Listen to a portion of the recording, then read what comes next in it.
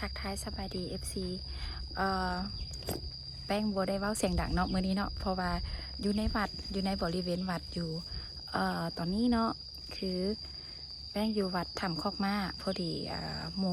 ไปหับเอาเพิ่นส่วนมาวัดเนาะมื้อนี้เนาะก็เลยว่าบัวได้ตั้งใจบัวได้เตรียมกล้องเตรียมอย่างมามื้อนี้แป้งใส่โทรศัพท์ถ่ายเนาะถ้าว่ามันสั่นมันอย่างก็ขออภัยนำนี่แป้งก็จะถ่ายบัวให้เห็นหลายๆบอนบริเวณอ้อมห้อมวัดให้เบิ่งเนาะว่าบรรยากาศเป็นแนวใดเด้ไปเดี๋ยวแป้งจะพาเลาะเบิ่งไปเดี๋ยวฮอสิพาเลาะเบิ่งรอบๆบริเวณวัดที่พักของสงฆ์ อานาปานะสติเพิ่งตนเพิ่งทำ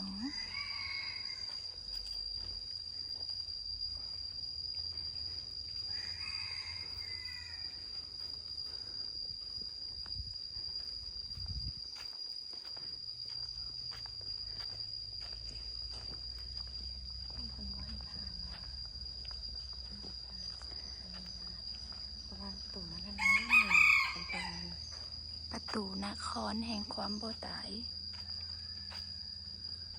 เดี๋ยวแป้งสีไทยให้เป็นบริเวณแมนไปทางเทิงพระใหญ่ไปขึ้นไปทางใดไปทางใดก็ได้ฮอดกันที่เนาะไปทางใดก็ฮอดกันมองคนบอกขึ้นมา เพิ่นอันนั้นได้นี่เป็นเหตุใหม่ได้นี่ตอนนั้นมานะมีแต่ก้อนหินมีแต่อันนั้นก็ได้มาดุลละเป็นเหตุใหม่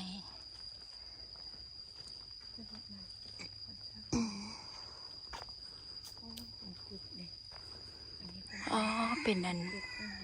กุฏิเป็นเหตุแบบบ่แม่นว่ากุฏิที่พักของสงฆ์อันนั้นเนาะที่ช่วงเขาพรรษาเพิ่นปฏิบัติธรรมอะนะ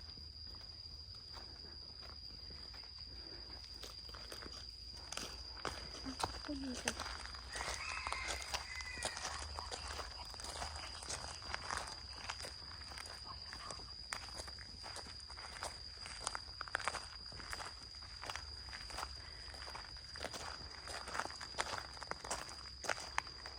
ันนี้อยู่นี่เนาะอันนี้งานฝึกอบรมภิกขุ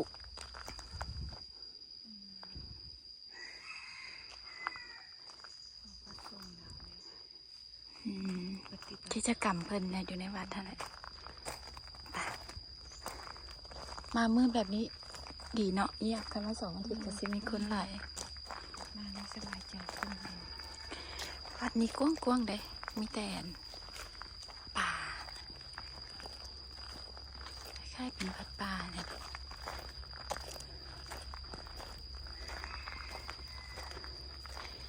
อันนี้เป็นทางลงธรรมดาเขาต้องไปขึ้นทางเมื่อกี้ขึ้นกันไดเมื่อกี้นี่เคย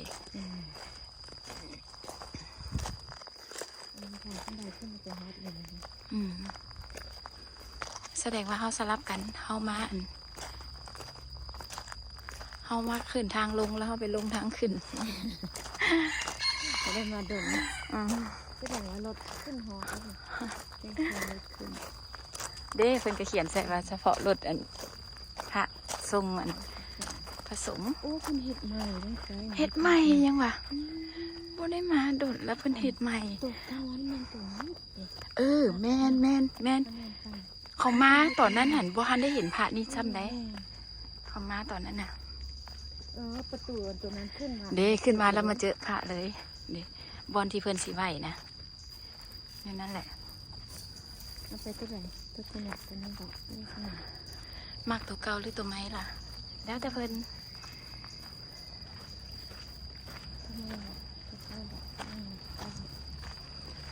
มันจะมี2 จุดแล้วก็จะมีอยู่จุดนั้นน้ำเดี๋ยวเอาสิไปไหวอยู่จุดนั้น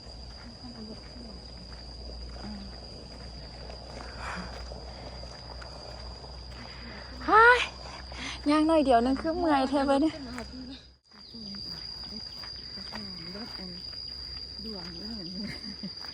ไปเบิ่งหมอว่าสาเห็นบ่เล็บเวียนหมองเลยแต่ว่าเพิ่นเล็บเขาศึกษาได้ยังไง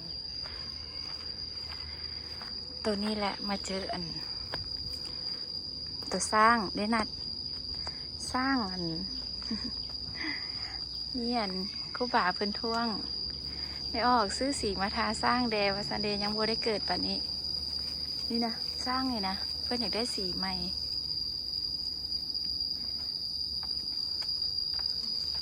นะเดี๋ยวให้เขาเบิ่งวิวอ้อมๆเนาะ วิวงาม อันนี้ซื้อวัดถ้ำคอกมา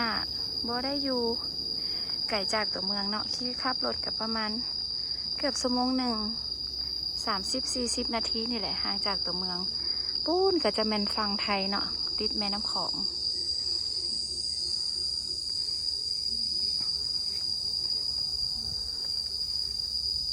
นี่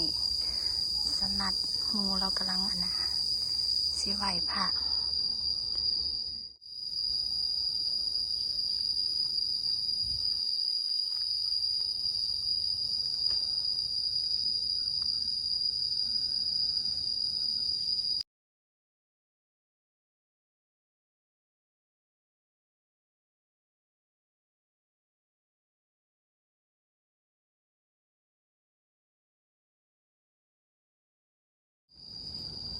ให้คุณบอกไปให้ยืนอยู่นี่ให้ใช่ ฮะ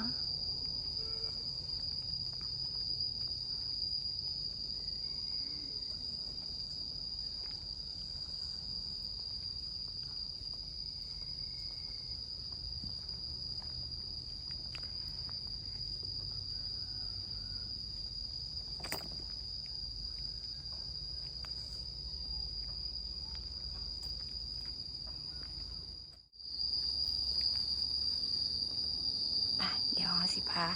ไปเบิ่งสวนทางนี้ นี่ก็จะเป็นห้อง เป็นกระชะใสเห็ดก้อนปูเทลงมาเป็นทางยาง นี่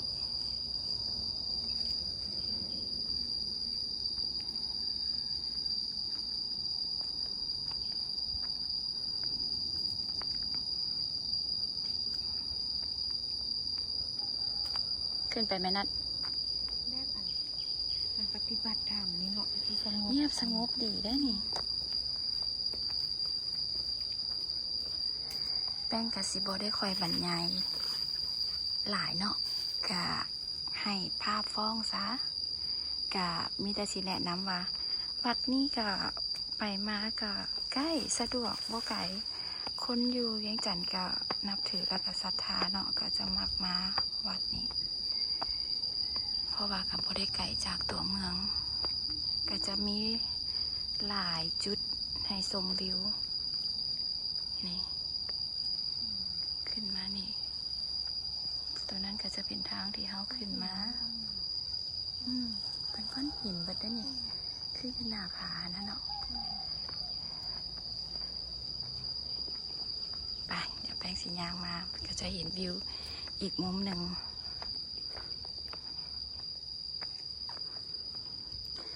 บ่ฮู้ว่าดอกอย่างนัดต้นอย่างนี้นัด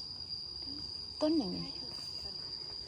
ก็ไม่ดีใจว่าหัวคือของเจ้าหอ อันนั้นก็จะเป็นทั้ง ม ลุม หอมแท้ หอม หอม ดอ ปะ ก หอมดอก ดอกนะเด็กตัวนี้เป็นเห็ดใหม่วะเข้ามาตอนนั้นคือบ่เห็นเหร ก็ อ เห็นหรือว่าอัน จังหวะเรือเขาบ่สังเกตวะโดดลับบ่ได้มา เป็นบุกเนี่ยเป็นถางเป็นอย่างแล้วมัน จุดนั้นเขาก็จะย่างลงไปยืนอยู่หลุมบุญได้อะ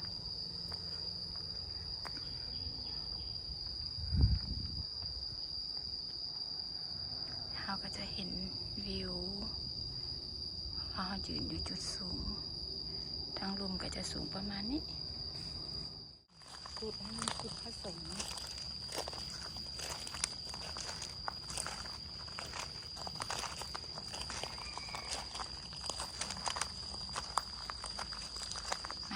แป้งจะให้เป็นวิวอ้อมๆ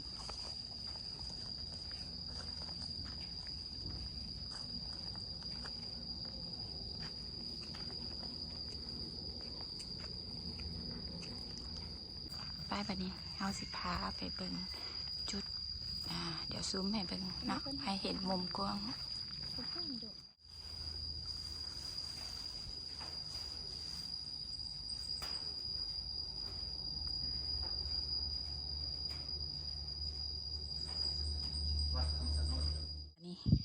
หลังจากที่เฮาเลาะมาเบิ่งแล้วเนาะ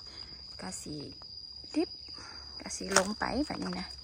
ตอนนี้ก็จะเป็นทางลงที่จริงเป็นทางขึ้นนั่นแหละตอนนั้นพวกเขาไปขึ้นอยู่ทางลงแล้วพวกเขามาลงอยู่ทางขึ้น เนาะนัดเนาะ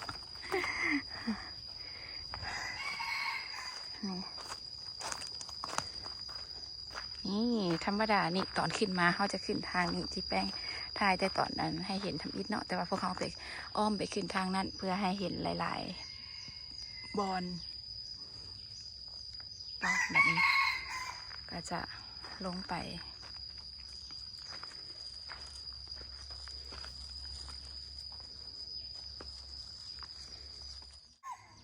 ใกล้ป่าได้นี่นัดใช่ต้นหมกม่วงว่ะโอ้หมกม่วงหล่นแม่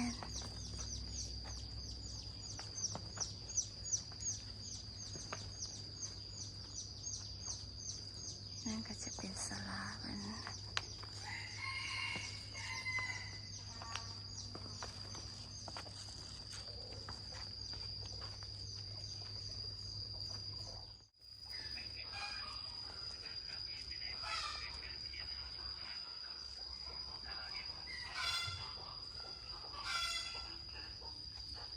เสียงไก่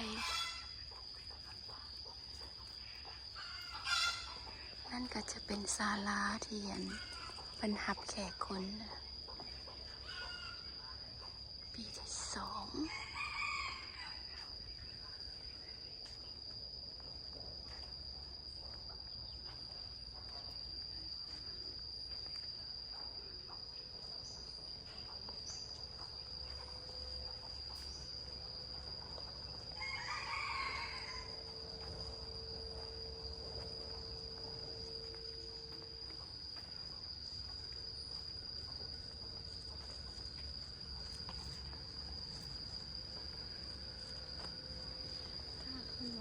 ไปกราบผู้บ่าวบอกเป็นไง ไปบัดนี้เขาก็สิลงไปบอนที่เขาจอดรถนี่ก็จะเป็นทางลง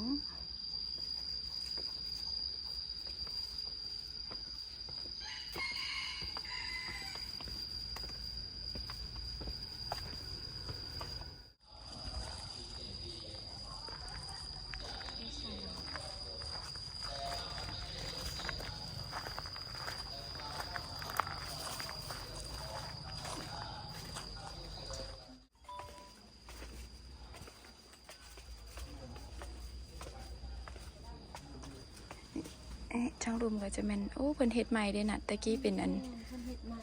เพิ่นเฮ็ดใหม่ บนปราสาท เพิ่นกำลังก่อสร้างตะกี้เกลือป่าอยู่ลุมหั่นน่ะ เพิ่นเฮ็ดใหม่ แม่นเข้ามานี่ก็จะแม่นบอนกราบไหว้บูชาแป้งกับภาคค่อยๆกับบ่ได้เว้าแฮงเนาะอธิบายบ่อยากรบกวนเพิ่นเสียงดัง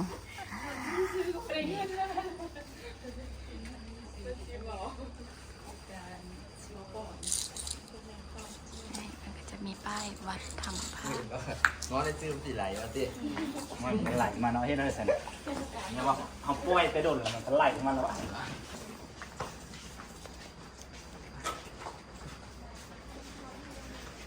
ฝั่งนั้นก็จะเป็นประเทศไทยจังหวัดหนองคาย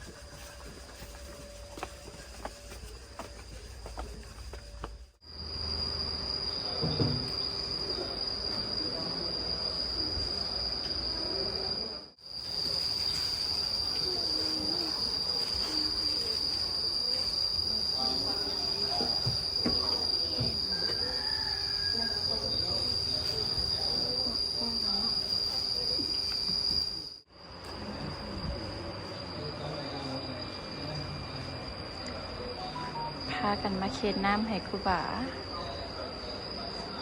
รอคิว เพิ่นมีคิวอยู่ เ